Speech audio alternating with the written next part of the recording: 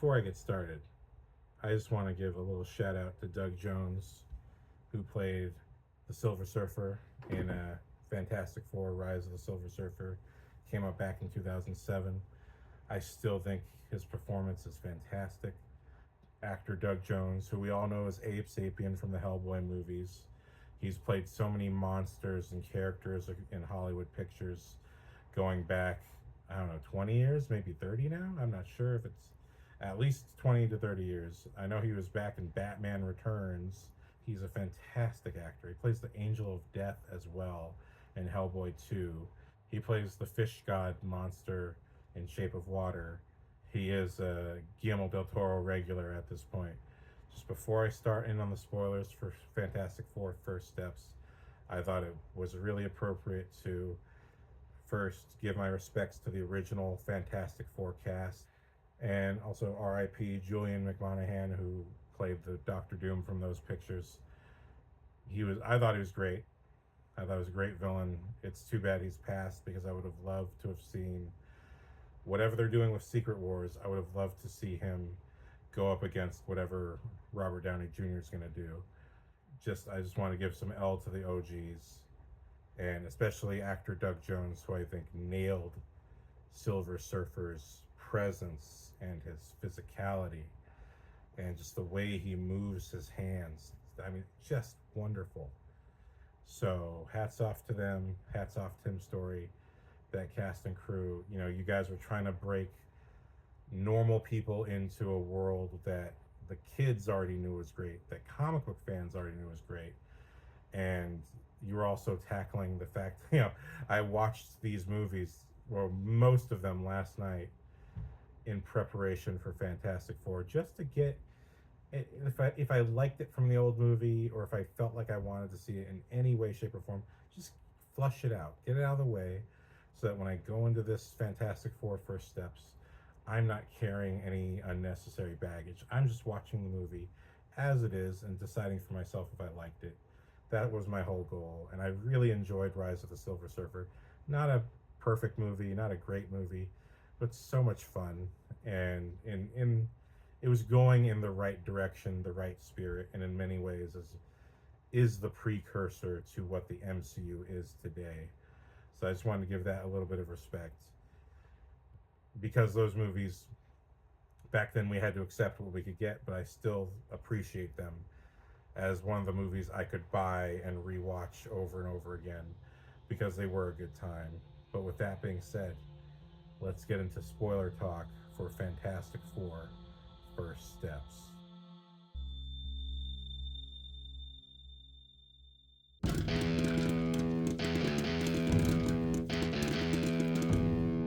Aloha, movie nerds, dorks, and weirdos. This is the spoiler-full review of Fantastic Four First Steps. I really dug this movie. I had a great time. Right up front, we have this very personal scene. I did not expect that. The movie just starts with the pregnancy test scene, and it's an intimate moment between Reed Richards and Sue Storm, and I was like, oh, this is intimate. This is small. This is like legitimately domestic, and also it feels like a real movie at the same time. It just feels like a nice, intimate, but it's also such a understated big moment for both characters. I really like that the movie starts off with that. Starts off into the warmth of their relationship, and you see how they function. And I like the writing that Reed Richards is already thinking about his lab tests and everything like that. This opening scene, so intimate, and also just the radical notion of that these people's lives are changing. And although I haven't had that experience yet myself, I've now watched one sister and one best friend, who is like a sister to me now, go through this exact experience of, oh, I was single and having fun a minute ago. Or, well, they weren't single, but that feeling of I was just kind of having fun with my partner up until this point, and now I have a kid. Now things are changing, and that, especially, and with both of them, that kind of like that world shifting feeling but in the case of Fantastic Four, to see that these two gripping with it in a very understated way, and it really, I love that the whole fact of them having a kid actually is the most important thing out of the entire movie. And the movie's kind of this big metaphor for being a parent and raising a kid in a world that you realize, for you as a grown adult, you're not that worried about it. You've learned how to navigate it. Now you realize you have to make room to protect a kid. Then Fantastic Four First Steps is a wonderful metaphor for those exact terrible fears of, wow, the world is a dangerous place. Even the home is a dangerous place. So I love that we have this whole opening montage of them baby proofing the house. It was awesome.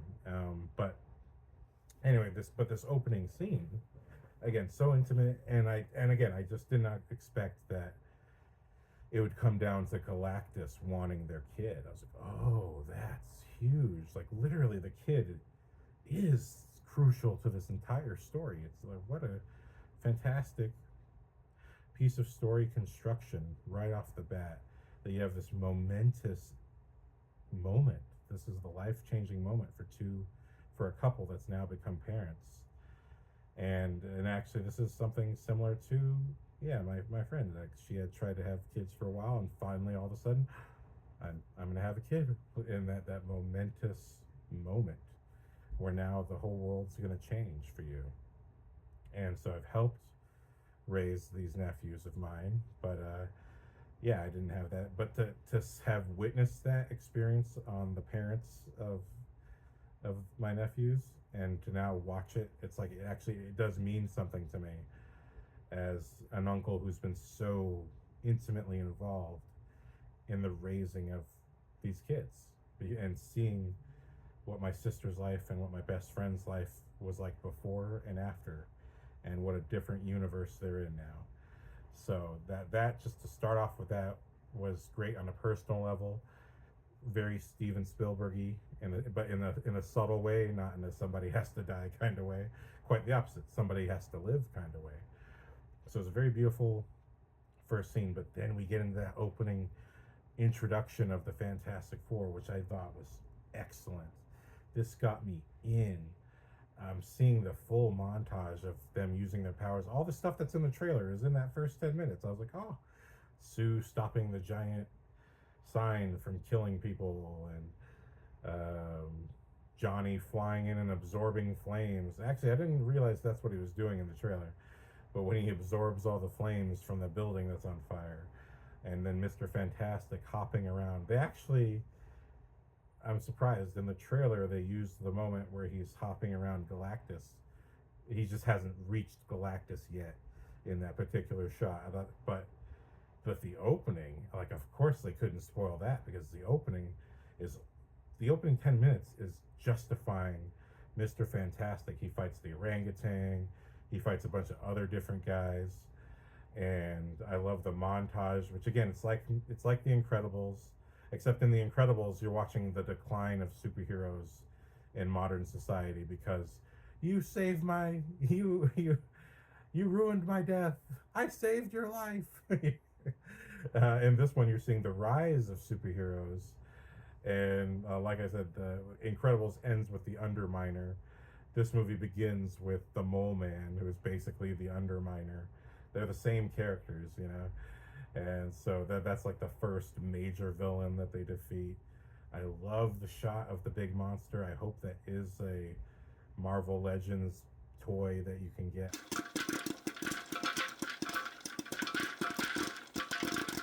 Deadpool and Wolverine, I think it's a fantastic movie it's one where I want the toys for every character. But even then, I think that's Deadpool and Wolverine falls in line with what I would say like Eternals. I think Eternals, I don't get why people don't like this movie. I understand the comic book fans who don't like it. I have a friend who's a comic book fan growing up, who read the Eternals growing up, and he was like, they changed all these characters. I don't like that. That's not legit to me. And I was like, oh, okay, I understand. But on my side, I've always I love the Power Rangers. I love the multicultural cast growing up in San Francisco. So for me, I was just seeing the Power Rangers meets Justice League on the cinematic scale. I thought the Eternals, still to this day, I think Eternals is one of the best superhero movies of all time. Forget Marvel, just of all time. I mean, the presentation of the action in that movie is amazing.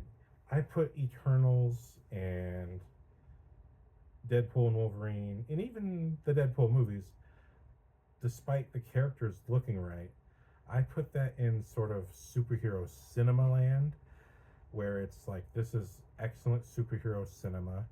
Where for people like me who don't read the comics, I love seeing that it's a big cinema movie featuring superhero characters. This, like Superman, like James Gunn's Superman, this is a comic book movie. This is a comic book movie with cinematic level action. And but you know, it just shows that this is what the comic books were already doing. They were already doing a cinematic action that just couldn't be achieved because it was too expensive at the time. But you could do it in a comic book. And now to see Mr. Fantastic justified in this opening action sequence, how many times he slips and slurps and zips around using his stretchy powers, which is really like, in a way, he's like a precursor to Spider-Man who just uses webs instead. But how many times seeing him do that in this movie, but especially the opening, that sold me right away. I was like, are you kidding me? You're making me like Mr. Fantastic. I never cared before. Again, I thought this actor was solid, and what they did with his powers were fine. But if anything, it just comes off more creepy and weird. Not even on purpose. It's just like the power is weird to look at, man. You cannot help but think inappropriate thoughts, especially in a modern day context. But again, you put this in the 60s and it's so goofy and weird and it's a more innocent time. Not really like a legitimately innocent time, but if you think of the spirit of people and what they were hoping for and what they were asking for, and religion was a much bigger deal back then, and you know it, and again, and also you see the way people dressed back then. People had more self-respect the way they dressed back in that time, something that degraded by the time we hit the 90s, tried to come back in the 2000s, but you know, the societal self-expectation is so different back then. But that spirit so perfectly matches the Fantastic Four, who is a loving family that wears a uniform. They look good wherever they go. Okay.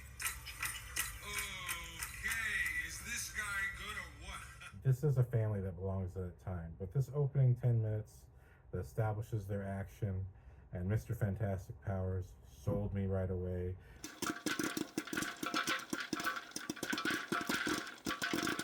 And then they don't waste any time. They get straight into Julia Garner's Silver Surfer showing up and warning everybody. And then this is actually what the movie's about.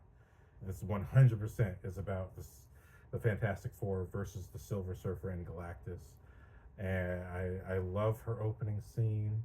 Again, when the camera wraps around her in that first close-up, I felt like I could reach out and touch her metal hair. I think it's like the 25-minute mark maybe is when Silver Surfer shows up and the threat is established, and we get right into them flying out to meet Galactus, and they actually meet Galactus.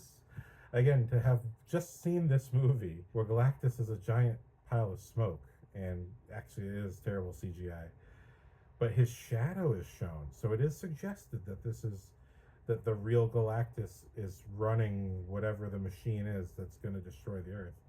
But we're just not seeing him. And so in so many ways, when we first see Galactus, it was just such an epic sequence to see the full scale of how big this guy is. Basically the size of a skyscraper. Quite literally, by the end of the movie, as tall as the Fantastic Four building, the Baxter building. To see the scale of Galactus and how epic he looks, and he's in darkness at first, and then he leans into the light. And the whole movie is just kind of slowly revealing what Galactus looks like. He's a bit muted in his color tones, but you see that he is accurate. But he has that anime level detail like Unicron, you know what I mean, in the 86 movie of Transformers. Like there's an anime level of detail to him. And yet when you see him full size at the end, he looks like classic Galactus. And you see the colors are there, they're just a bit muted. because I like there's that touch of reality that he is traveling through space and essentially living through the smoke, dust, and rubble of destroyed planets. So he's not going to look pristine.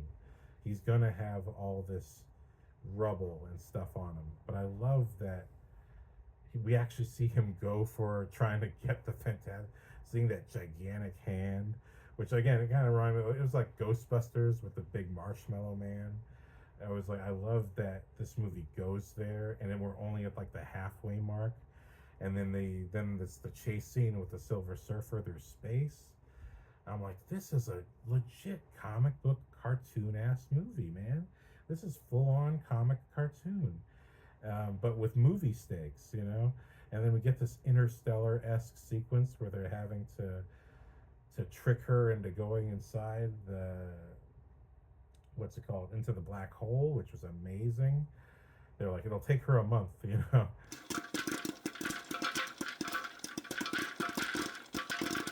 But when essentially the Fantastic Four gets back and people are like, so did you get him? Is he defeated? Nope. He wanted our kid. On that, there we go.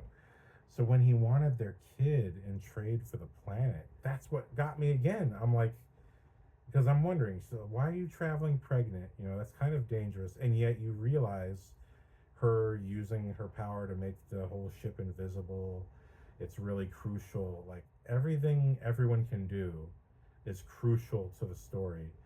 But how she uses that, they think they're going to get the drop on Galactus. No, Galactus is so powerful. He detects their power and their presence, and that's what gets them the audience. And then when Silver Surfer is there to bring them to him, she just says follow. But I love that again. So I say in the spoilers, what I like about the twist of making her female, now I can say it, is that it gives Johnny Storm something to do. It gives him something to. My only criticism in the case of Johnny Storm is that we don't see him be the player. It's just hinted at and it's kind of off screen. And that's kind of fine with me because I really feel like that was so much of what the original two movies were. That so much of that dominated those two movies. And it's I don't blame Chris Evans, but it just came off as false to me. Came off as false bravado. It came off as kind of phony, and it is kind of phony. It's this phony player. I want to be seen as cool stuff, and I feel like Johnny Storm, he shouldn't come off as a phony. He should come off. He really enjoys it. I feel he enjoys. That's what he likes to do. But I like that the second rise of the Silver Surfer gives him more of an arc. But I appreciate that in this movie he's less of a player and he's actually more obsessed. I love that he sees the Silver Surfer and it's just like, that's a very fine naked woman there. She's sexy. She's sexy. He just can't stop thinking about it. And he's more of like he's not so much a player as much as he's like a kind of a boyishly in love. I love that he learns her language across this movie because they get the signals from the destroyed planets, which was another nice thing. I mean, and that's another thing that kind of touches on the real world because multiple times across the last few years, we keep hearing about scientists getting signals from somewhere else, supposedly some kind of signal from another planet. And I love that Silver Surfer introduces herself in English, but then she says a phrase that's her own home language to Johnny when he catches up to her, "Die with yours," which is it's just something that they say. I don't know if that's from the comics or not. But I also, yeah, and then let me go right back to the Silver Surfer's introduction. I love her lines. I love her introductory lines. They're so epic. They're so grand. Hold your families close. Say the things that you're scared to say. And I thought, that's such a bold and brave statement for this movie.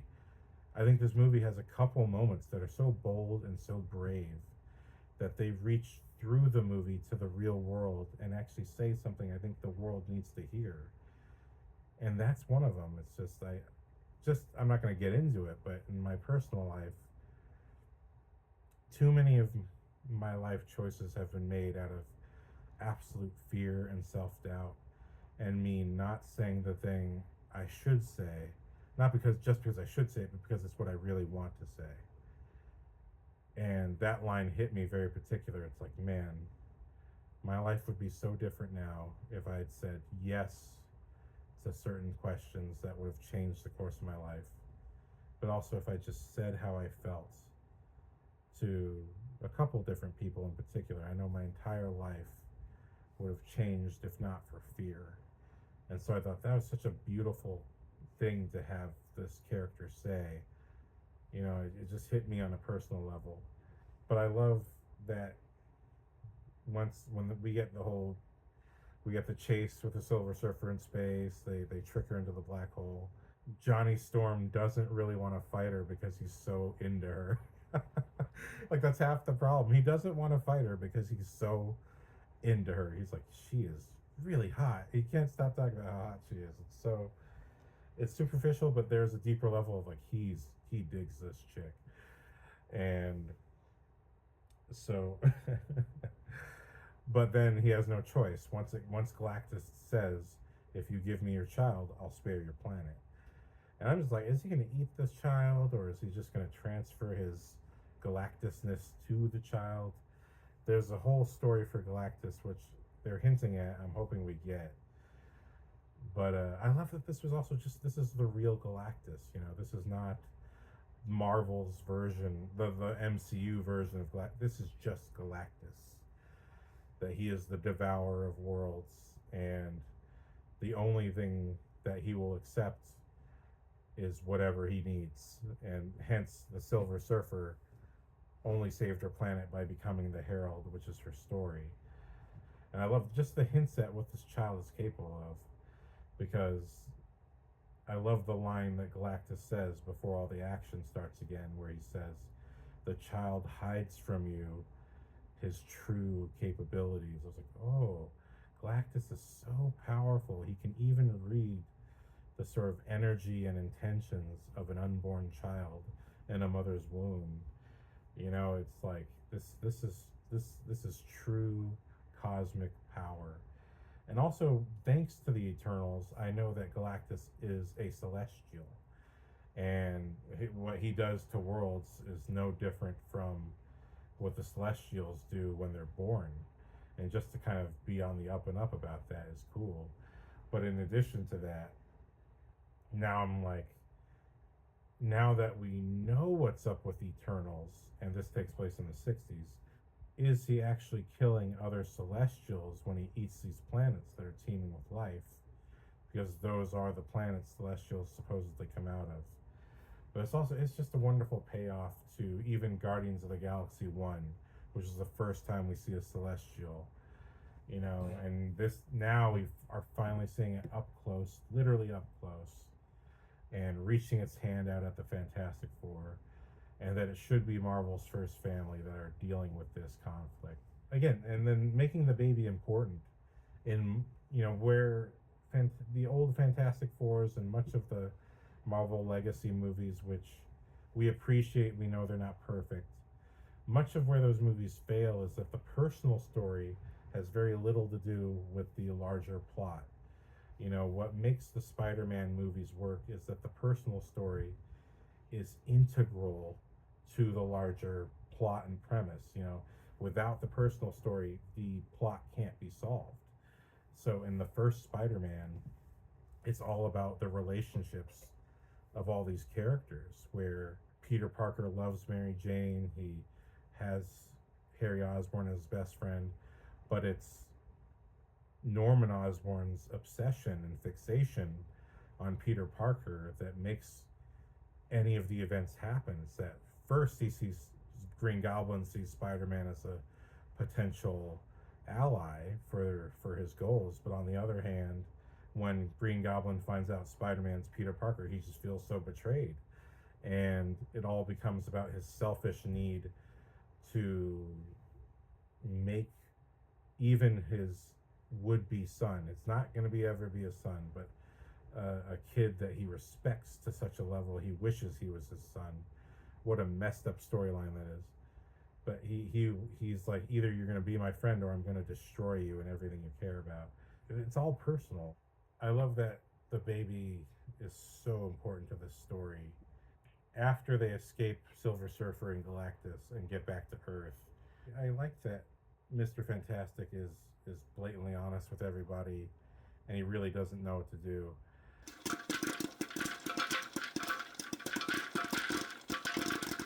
I like that in the movie, Sue Storm is this kind of ambassador and kind of sort of public outreach advocate, both for the team and sort of she's involved in the community in a positive kind of way, and she helps broker peace. If anything, she's like a superhero, super villain intermediary, which I think is interesting. It's like it puts it again, gives her something to do. I love that Johnny Storm is obsessed with Silver Surfer, and that's what I was trying to say. When he catches up to her, she says something in her language, and then he uses that to decode the messages that were sent from space. And I love how that all ties together, and he uses that to decode her whole language so he can talk to her. It reminds me so much of Wayne's World when Wayne learns Cantonese to impress Cassandra, and it's just such an earnest, honest way that Wayne gets to be with the woman of his dreams, and that's what that's what Johnny Storm does. And I'll be honest, I did attempt that once. Unfortunately, the girl got married before I could actually speak to her in her language, and I was like, well, wasted time or no? But that's another little tidbit about me. I did try to learn a girl's language so I could impress her, but then she got surprise married in a weekend, and I was like, oh, I didn't even realize you were going to do that. You didn't say anything about doing that. Well, what can you do? But anyway, that's what I like about his characters. It really gives him something to do. Everyone kind of has a personal angle, and the whole movie is about relationships and love, and the Thing is kind of fighting his kind of shyness to go meet that woman. I forget her name. Natasha Lyonne, who is wonderful. I've seen her a few times in movies and shows. I know she's done a lot. I think I saw her in Buffy first, then Blade, Trinity. It's a treat every time I catch her in a movie. I know she's done a lot more than what I've watched. But to see her in this movie was wonderful, to see her get along with the Thing. And, the Thing is trying to get over his shyness to talk to this girl that he's attracted to, that seems to be attracted to him. And on the flip side, young Johnny Storm is obsessed with Silver Surfer, and he both wants to save his family, but also he wants to get to know this girl. And it's just like everyone's quest for love. Love is the unifying aspect to this movie. That's such an important part of why the characters survive, because again, when they get to Earth and they reveal we were not willing to trade our son for the rest of the planet, and of course people would be mad at that. But one of my other favorite speeches in this movie is when everyone's picketing outside the Fantastic Four building, and it's Sue Storm who on her own comes out with her son. And in today's time I wouldn't do that, but in the 60s people are being a bit more respectful, so that tells you a lot about how messed up we are in today's society. But the fact that she came out and she's brave and she's honest and gives a great speech about, hey, like, before having this kid, it was all of you that kind of kept us going, because, we've saved you, but also you're our community. And I'm not going to give up my child for you, but also I'm not going to give up you for my child. I'm going to promise to save you both.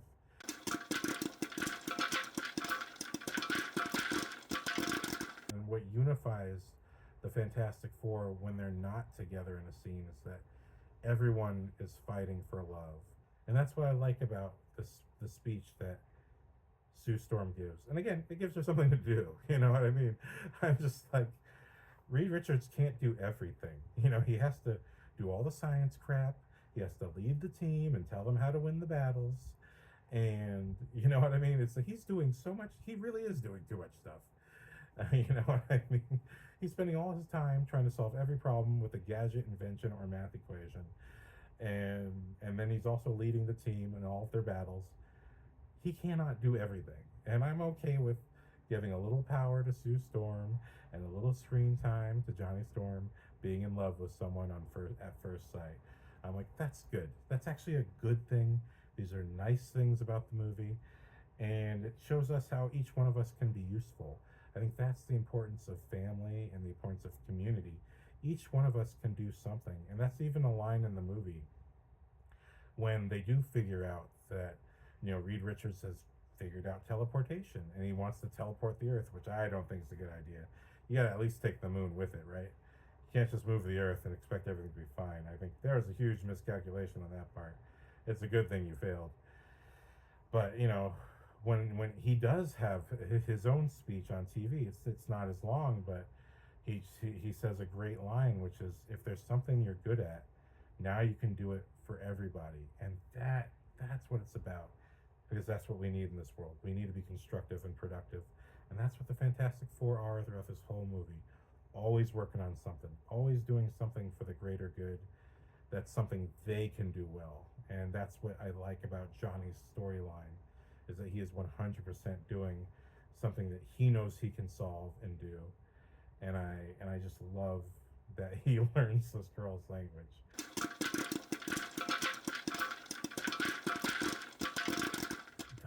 Galactus's arrival, it's so good when he just crashes and lands in the bay outside of New York, and then he enters. And I love when he grabs a piece of earth and trees and he just sniffs it, and it kind of reminds me of like a farmer, you know what I mean? Or like the scene from Twister. That's something that Bill Paxton does. He grabs a bit of earth and he smells it, and you kind of he's getting a sense of the quality of the earth, the food he's about to eat, and I feel like if I watch some interviews, I'm gonna learn something about why he does that. But I love that little moment. It just makes him a more complete character. It's a subtle moment that has no words or explanation, but it means something to him. And then I love that he just has his supervision and can key in on where the baby is. I'm like, oh, damn, that's scary. Like, that is, again, technological god power. It's technological. Using a scanner finds the kid, and they're trying to trick him into the teleportation device because Silver Surfer already destroyed the rest of them, which was also a great moment. I love when they get the world to build all these teleportation devices in a very short period of time, and the Silver Surfer just wipes everything out. She's so fast. She zips around the planet and destroys every single teleporter except for the Fantastic Four's teleporter. But the scene that gets me is when, again, I'm backtracking again, but backtracking a bit, when Johnny translates the language and talks to Silver Surfer, speaks to her in her own language, and then plays all the recordings of people suffering, and you see it really weighs heavy on Silver Surfer, and that's just, I love that. I was like, because the Silver Surfer is only in this position because she is trying to save her home world, and the reason she's cold isn't just because Galactus wiped her brain, but it's also because it's a way to chide away the responsibility and the guilt of destroying entire planets full of people who love each other. And yeah, I really dig that angle of, without lines, she disappears, and without lines, Johnny Storm, when Galactus is finally has the baby in his hand, and we get it's such an awesome final action sequence. I love when Pedro Pascal's up there and he's got this metal pipe and he's using it. He's figured out how to use it like a screwdriver and open up all of Galactus's little his little vent ports where he feeds from the planets. He's literally himself a walking man-shaped planet. from the way magma pours out of him instead of blood, you know. But I love that he figures that out. I love that it's down to Sue Storm just use, using all she's got to shove Galactus into the portal. And I actually, it's a difference between Rise of the Silver Surfer, where Silver Surfer could just pierce through Invisible Woman's shields. In this one, Invisible Woman can totally attack the Silver Surfer with her power. And also, so can all the rest of the Fantastic Four. They can all give Silver Surfer a piece of their mind. You know, it's just that, you know, when she uses her powers, she does have ways of getting past them. But yeah, I love that this is a whole movie about a family trying to protect their baby, and also the implications of what that baby can become. You know what I mean? Like, not only is there the great hope that the baby represents the life that they can have, the family that they want to have, but there's also the great dread that this child could potentially be another world devourer, you know, which is like, I guess, any parent's fear. It's like, we want to make sure the kid comes out right. So again, like, even the physical conflict of the entire Fantastic Four fighting Galactus, who has their baby in their hands, it's just another metaphor of like, the world is a dangerous and awful place, and it could turn, it can either devour my child, hurt my child, or turn my child into something that would be terrible. And clearly that's Galactus's intention, to turn the child into another world devourer. And it's just a kind of a subtle hint that he's tired.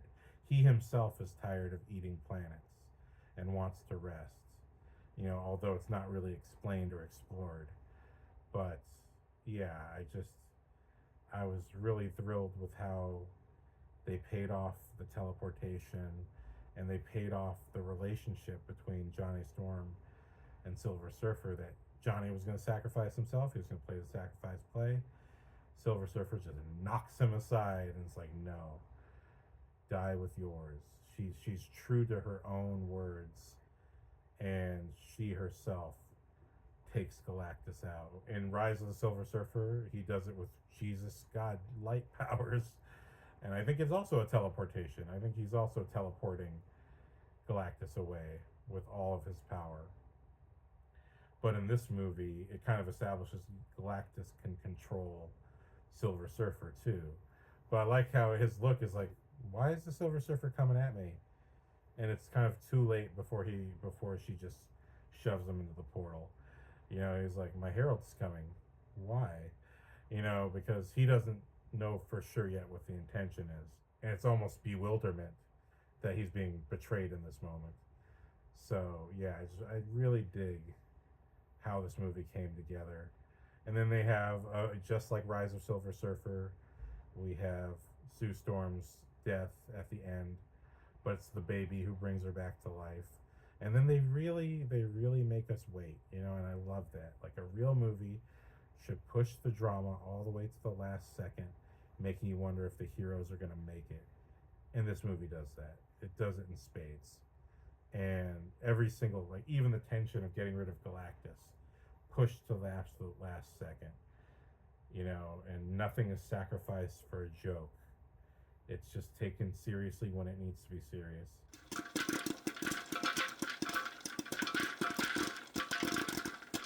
And then my favorite thing is really stolen from Rise of the, like, the whole ending of this movie is stolen from Rise of the Silver Surfer.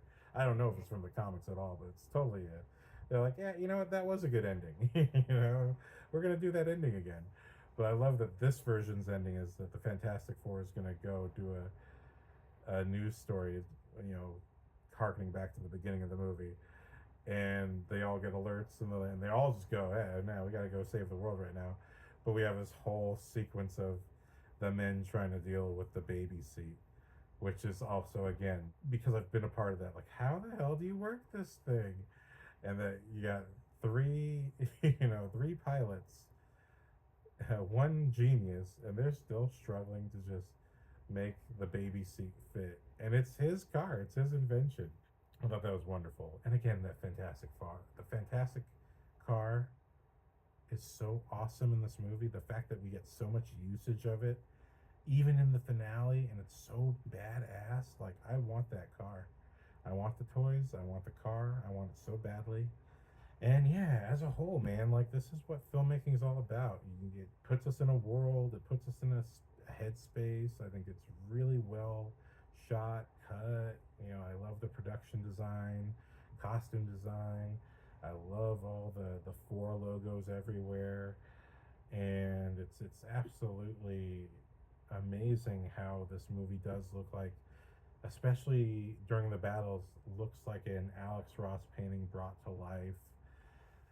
The fact that they made Mr. Fantastic, I felt legit. Like, I can see how he's a legitimate action hero in this movie. He's not just there to do stretchy hands for a moment here or there, but also it's because the technology is there to support it. This is a really exciting, fun movie, and it's a legitimate movie because it's got a heart that's a legit cinematic, emotional, real movie heart, which is, oh my God, we're parents. What are we going to do?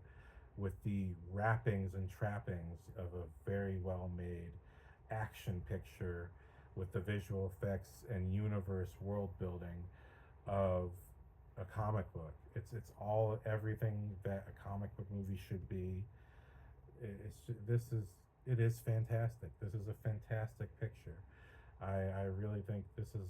I'm so glad I caught this in theaters. I'm so glad my friend treated me, because this is what we go to the theaters for. Not every movie is going to be this good, but this was, to me, I felt like this was Independence Day, the really good version. Like, Independence Day is unabashedly just a fun disaster movie.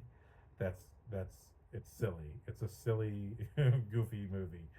But this, I felt, was like the legit Independence Day. It's like it's got everything that an action movie needs, but it's just got a legitimate heart and good characters all around. And I'm very excited for the next adventure of the Fantastic Four. I can't wait for them to. I don't even want to go back to the MCU. I want to live in the Fantastic Four's MCU, because I feel like that's a universe I'm excited to be in, because I feel like that's where the real Spider-Man, Tobey Maguire's Spider-Man's probably in that universe. I mean, not really, but that's where he belongs. Matt Shackman, we know, did a fantastic work. I think WandaVision's still one of the absolute best Marvel shows that we've ever had. I think it still is the best of them all. And you see why. Like, good directing, having a vision of what to do with your characters and your story, it just can't be replaced. Much like what Ryan Coogler did with the Black Panther movies, what Jon Favreau did, especially with the first Iron Man. And I don't think the second Iron Man was entirely his fault. I think, you can always see with his movies, when there's too many hands in the pot, there's too many cooks in the kitchen. You really need to have a solid director who also knows what battles to fight for and can be trusted to fight those battles, because that's what's right for the movie. And obviously Matt Shackman is one of those directors, because this movie, it's top notch. I think it's better than Superman. And I'm not saying that to dig at James Gunn, because I actually legitimately enjoyed Superman and thought it was one of the best Superman movies we've had in a long time. But I think it's better in the sense that the things that I felt Superman needed as a movie, this movie had. Where I felt Superman was a perfect world building movie, and it's the best Superman movie in years. It still, to me, had some cinema stuff that I felt was needed to make it a perfectly solid movie, where I could understand where certain complaints were coming from. With this movie, I don't care about the complainers. I'm like, the complainers, look, if you don't like the movie, you don't like the movie. If you're saying anything more than I don't like the movie, that's just your own baggage. Stop. That has nothing to do with the movie. This is a solid picture. I don't know. I can't wait to watch this movie again. If I had the money, I would go find an IMAX theater and watch it as soon as humanly possible.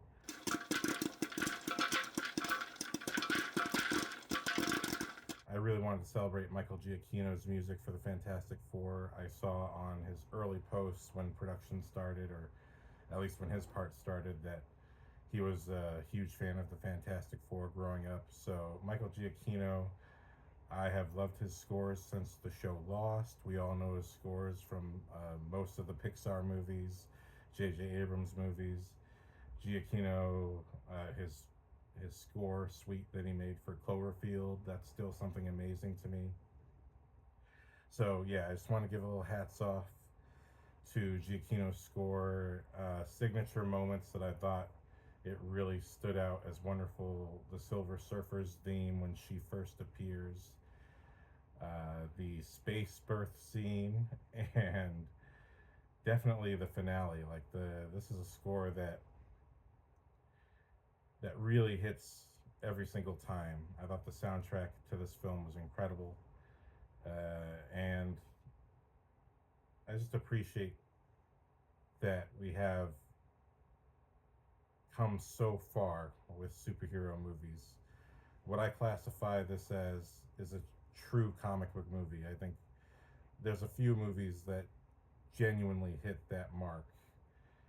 Batman Begins, Sam Raimi's Spider-Man films, and Infinity War, the first Avengers. I think those movies and this film, Fantastic Four First Steps, they cross that line from what I think most superheroes movies are. What I call it is cinematic superheroes. And this crosses over into a comic book movie that just happens to be incredibly cinematic. And you see what we're capable of today is incredible. So I just want a hats off and a little clap for the incredible entire team that put this together under Matt Shackman's direction. Great script. Never seen a script written by 4 people that I know of where the script was actually came out pretty solid.